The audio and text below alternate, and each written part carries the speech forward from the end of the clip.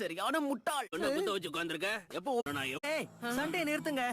ஒன்னா மண்ணா பழகின கொஞ்சம் அமைதியாக இரு, சரியா? நாம போதும், நிறுத்துங்க. நீ விடாம என்னதான் அடிச்சுக்கிட்டு இருக்க சோரா. திறந்து நீ யார உதச்சிக்கிட்டு இருக்கன்னு பாரு. சாரி. ரெண்டு பேரும்